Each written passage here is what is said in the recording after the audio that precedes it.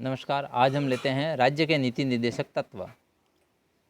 राज्य के नीति निर्देशक तत्व क्या हैं? हमारे संविधान की एक प्रमुख विशेषता नीति निर्देशक तत्व हैं, जिन्हें संविधान निर्माताओं ने आयरलैंड के संविधान से लिया है। राज्य के नीति निर्देशक तत्व वे विचार हैं जिन्हें संविधान निर्माताओं ने भविष्य में बनने वाली सरकारों के समक्ष एक पथ प्रदर्शक के रूप में रखा है। डॉक्टर राजेंद्र प्रसाद के शब्दों में, राज्य नीति निर्देशक सिद्धांतों का उद्देश्य जनता के कल्याण को प्रोत्साहित करने वाली सामाजिक व्यवस्था का निर्माण करना है। नीति निर्देशक तत्व राज्य की कार्यपालिका व व्यवस्थापिका के समक्ष आचार संहिता के रूप में है। देश की मौलिक अधिकार परामर्शदात्री समिति ने स्वीकारा था कि इन्हें प्रशासन संचालन हेतु मूलभूत सिद्धांत माना जाए। संविधान के अनुच्छेद 37 में कहा गया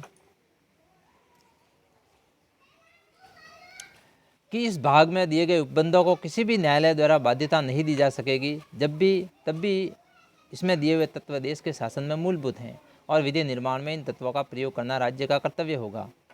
LG खेड़ेकर के अनुसार नीति निर्देशक तत्व वे आदर्श हैं जिसकी क्रियान्विति का प्रयत्न शासन को करना है। संविधान के भाग 4 में अनुच्छेद 36 से 51 तक राज्य के नीति निर्देशक तत्वों का उल्लेख किया गया है। राज्य के नीति निर्देशक तत्व लोक कल्याणकारी राज्य की कल्पना को साकार रूप देने, क्षमता पर आधारित समाज का निर्माण करने, विकास हेतु सभी को समान अवसर प्रदान करने के उद्देश्य से संविधान में राज्य के नीति निर्देशक तत्वों का उल्लेख किया गया। संविधान के भाग 4 में अनुच्छेद 36 से 51 तक राज्य के नीति निर्देशक तत्वों की परिभाषा सहित अन्य प्रावधानों की व्यवस्था की गई। ये नीति निर्देशक तत्व नागरिकों की शिक्षा, स्वास्थ्य, सामाजिक समता तथा राज्य के लिए अनुसरणीय नीति के विश्लेषण से संबंधित हैं। अध्ययन की सुविधा की दृष्टि से इन सिद्धांतों अथवा तत्वों को निम्नलिखित वर्गों में बांटा जा सकता है। आर्थिक सुरक्षा संबंधी निर्देशक तत्व।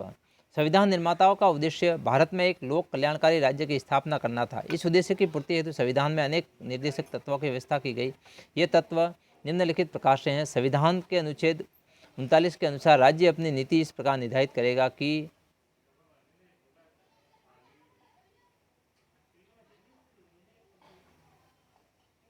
पुरुष और स्त्री सभी नागरिकों को समान रूप से जीविका के पर्याप्त साधन प्राप्त करने के अधिकार हो। समुदाय के भौतिक साधनों का स्वामित्व और वितरण इस प्रकार बटा हो जिससे सामूहिक हित का सर्वोत्तम रूप से साधन हो। संपत्ति और उत्पादन के साधनों का इस प्रकार केंद्रीकरण न हो कि सार्वजनिक हित को किसी प्रकार की बाधा पहुँचे। स्त्री और पुरुष दोनों का समान कार्य के लिए समान वेतन मिले। श्रमिक पुरुषों और स्त्रियों के स्वास्थ्य तथा शक्ति एवं सुधारों की सुकुमार अवस्था का आर्थिक दुरुपयोग न हो। राज्य के द्वारा बच्चों के स्वस्थ रूप से विकास के लिए अवसर और सुविधाएं प्रदान की जाएगी। उन्हें यह स्वतंत्रता और सम्मान की स्थिति प्राप्त होगी तथा बच्चों और युवकों के शोषण से तथा नैतिक और आर्थिक परित्याग से रक्षा की जा सकेगी। अनुच्छेद 41 में कहा गया कि राज्य अपने विकास और आर्थिक सामर्थ्य की सीमाओं के अंतर्गत इस बात का प्रयास करेगा कि प्रत्येक व्यक्ति अपनी योग्यतानुसार रोजगार पा सके, शिक्षा प्राप्त कर सके, बेकारी, वृद्धावस्था, बीमारी और अंगहीन होने की दशा में सार्वजनिक सहायता प्राप्त कर सके। अनुच्छेद 42 में कहा गया कि राज्य काम के लिए यथोचित मानवोचित दशाओं का प्रबंध करेगा और ऐसी व्यवस्था करेगा जिससे स्त्रियों को प्रसूतावस्था में कार्य न करना पड़े। अनुच्छेद 43 में कहा गया कि राज्य कानून द्वारा अथवा आर्थिक संगठनों द्वारा अथवा अन्य किसी प्रकार से ऐसी व्यवस्था करेगा जिससे कृषि उद्योगों तथा अन्य क्षेत्रों में लगे हुए सभी श्रमिकों को अपने जीवन निर्वाह के लिए यथोचित वेतन मिल सके, उसका जीवन स्तर ऊंचा उठ सके, वे अपने अवकाश के समय का उपयोग कर सके और उन्हें सामाजिक और सांस्कृतिक उन्नति के लिए सुअवसर प्राप्त हो सके। इसी अनुच्छेद में यह भी कहा गया कि राज्य ग्रामीण क्षेत्रों में व्यक्तिगत अथवा सहकारी आधार पर कुटीर उद्योगों को प्रोत्साहन देने का प्रयत्न करेगा। 42वें संशोधन द्वारा आर्थिक सुरक्षा संबंधी निर्देशक तत्वों में 2 तत्व और जोड़ दिए गए हैं। कमजोर वर्गों के लिए निःशुल्क कानूनी सहायता और औद्योगिक संस्थाओं के प्रबंधन में कर्मचारियों की भागीदारी बनाने की व्यवस्था।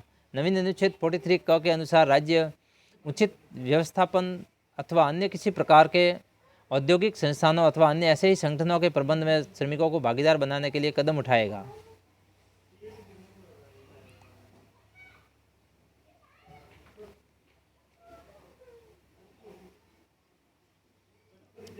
अनुच्छेद 48 के अनुसार राज्य कृषि एवं पशुपालन का आधुनिक तथा वैज्ञानिक ढंग से संचालन करेगा एवं गाय, बछड़ों तथा अन्य दूध देने वाले व बाढ़ होने वाले पशुओं की नस्ल सुधारने और उसके वध को रोकने का प्रयत्न करेगा। 44वें संविधान संशोधन अप्रैल 1979 द्वारा एक और तत्व जोड़ा गया कि राज्य विभिन्न क्षेत्रों में रहने वाले और विभिन्न व्यवसायों में लगे हुए व्यक्तियों के समुदायों के बीच विद्यमान आय, सामाजिक स्तर, सुविधाओं और अवसरों संबंधी भेदभाव को भी कम से कम करने का प्रयत्न करेगा। सामाजिक सुरक्षा और शिक्षा संबंधी निर्देशक तत्व।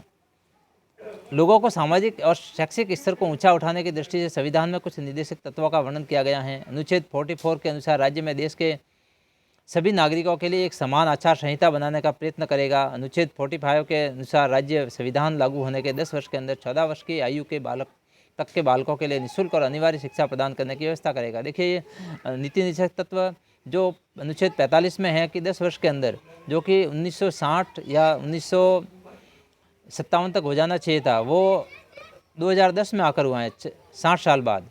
अनुच्छेद 46 के अनुसार राज्य जनता के पिछड़े हुए वर्गों, विशेषकर अनुसूचित जातियों और अनुसूचित जनजातियों के शिक्षा और आर्थिक हितों की उन्नति के लिए विशेष प्रयत्न करेगा और सामाजिक अन्याय तथा सभी प्रकार के शोषण से उसकी रक्षा करेगा।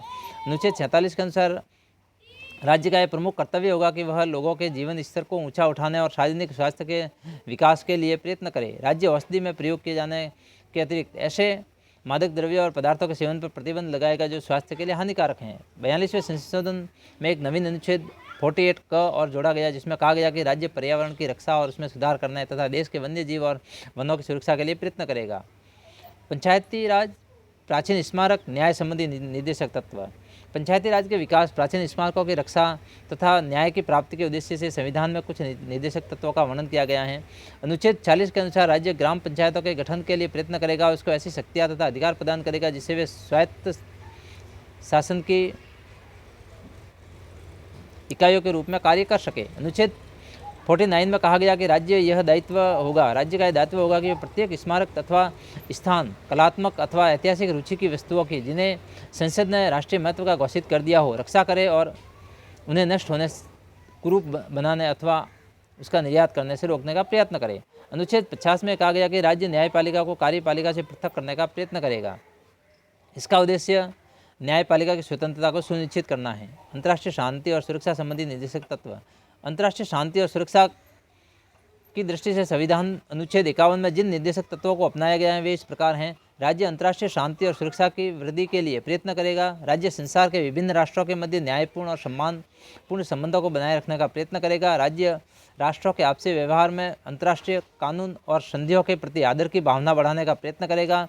राज्य अंतर्राष्ट्रीय विवादों को मध्यस्थता द्वारा सुलझाने के लिए प्रोत्साहन देगा। निर्देशक तत्वों के उपयुक्त वर्णन से स्पष्ट हो जाता है कि इन सिद्धांतों के आधार पर भारत में वास्तविक लोकतंत्र की स्थापना हो सकेगी। इन सिद्धांतों के कार्यान्वयन से भारत संविधान की प्रस्तावना के अनुकूल एक कल्याणकारी राज्य बन सकेगा। नीति निर्देशक तत्वों का महत्व। संवैधानिक और व्यवहारिक दृष्टिकोण से नीति निर्देशक तत्वों का अत्यंत महत्वपूर्ण है। इन तत्वों के महत्व का अध्ययन हम इस रूप में कर सकते हैं कि शासन के लिए ये आचार संहिता है। यद्यपि इन निर्देशक तत्वों को न्यायालय द्वारा क्रियान्वित नहीं किया जा सकता, यानी इसको न्यायालय में चुनौती नहीं दी जा सकती, किंतु इसके पीछे जनमत की शक्ति होती है जो प्रशासन का सबसे बड़ा न्यायालय है। अतः जनता के प्रति उत्तरदायी कोई भी सरकार इसकी अवहेलना का साहस नहीं कर सकती। लोक कल्याणकारी राज्य की रूपरेखा। डॉक्टर अम्बेडकर ने संविधान सभा में कहा था कि संविधान का उद्देश्य केवल राजनीतिक लोकतंत्र की स्थापना करना नहीं, बल्कि ऐसे कल्याणकारी राज्य की स्थापना करना है जिसमें आर्थिक और सामाजिक लोकतंत्र का भी समावेश हो। ये सिद्धांत इसकी पूर्ति करते हैं। शासन के मूल्यांकन का आधार। नीति निर्देशक तत्व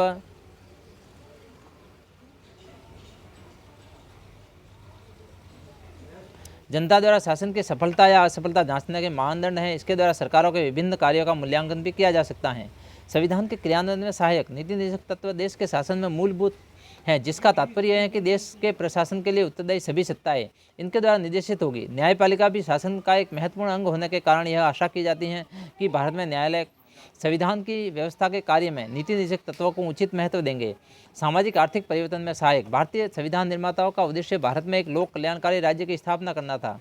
इस हेतु आर्थिक सुरक्षा और आर्थिक न्याय प्रदान करने हेतु राज्य के प्रत्येक स्त्री पुरुष को जीविका के साधन उपलब्ध कराना, संपत्ति का केंद्रीकरण रोकना, स्त्री बाल श्रमिकों को शोषण से सुरक्षा प्रदान करना आदि समतामूलक समाज स्थापना में सहायक सिद्ध हुए हैं। इसी तरह लोगों के जीवन स्तर सुधार हेतु चिकित्सा, शिक्षा, रोजगार उपलब्ध कराने में नीति निर्देशक तत्वों का बहुत ही महत्वपूर्ण योगदान रहा है। नीति निर्देशक तत्वों के क्रियान्वयन के कुछ महत्वपूर्ण उदाहरण इस प्रकार हैं। जैसे भूमि सुधार। आज़ादी से पूर्व किसान जमींदारी और जागीरदारी प्रथा के शोषण का शिकार थे, किंतु संविधान की 9वीं अनुसूची में 1951 में भूमि सुधारों के अंतर्गत भूमि पर जोतने वाले का अधिकार लागू करने से किसानों को सुरक्षा प्राप्त हुई। पंचायती राज और स्थानीय सुशासन नीति निदेशक तत्वों में ग्राम पंचायतों की स्थापना और उन्हें स्वायत्त शासन की इकाइयों का रूप देने की बात की गई। 2 अक्टूबर 1959 में पंचायती राज की स्थापना लागू की गई। 1993 में 73वें संविधान संशोधन के अधिनियम के आधार पर पंचायती राज को संवैधानिक दर्जा दिया गया और इसी तरह 74वें संविधान संशोधन में शहरी क्षेत्र में स्थानीय स्वशासन की व्यवस्था को सुदृढ़ करने का प्रयास किया गया। पंचवर्षीय योजनाएं देश के आर्थिक विकास के लिए नियोजन की प्रक्रिया को अपनाया गया। इस आधार पर योजना आयोग का गठन कर आर्थिक विकास का ढांचा तैयार किया गया और अब तक 11 पंचवर्षीय योजनाएं लागू की जा चुकी है। वर्तमान जो पंचवर्षीय योजना है वो लगभग 2012 से संचालित की जा रही थी, लेकिन अब ये पंचवर्षीय योजनाओं को बंद कर दिया गया है और अब योजना आयोग की जगह नीति आयोग बनाया गया है। इन योजनाओं में कृषि, जल संधान, पशु नस्ल सुधार, ऊर्जा, उद्योग, परिवहन एवं श्रम, आवास, सुरक्षा, वैज्ञानिक अनुसंधान, शिक्षा आदि के संबंध में विभिन्न कार्यक्रम तैयार कर क्रियान्वयन किया जाता था। कमजोर वर्गों का कल्याण अनुसूचित जातियों, जनजातियों व पिछड़े वर्ग के जीवन स्तर को ऊंचा उठाने के लिए संविधान व शासन के विशेष प्रावधान किए गए। प्रतिनिधि संस्थाओं में इसके लिए आरक्षण की अवधि 95वें संविधान संशोधन द्वारा 25 जनवरी 2020 तक के लिए बढ़ा दी गई है और अब इसके भी आगे बढ़ा दिया गया है। अस्पृश्यता निवारण के लिए कठोर कानून बनाए गए हैं।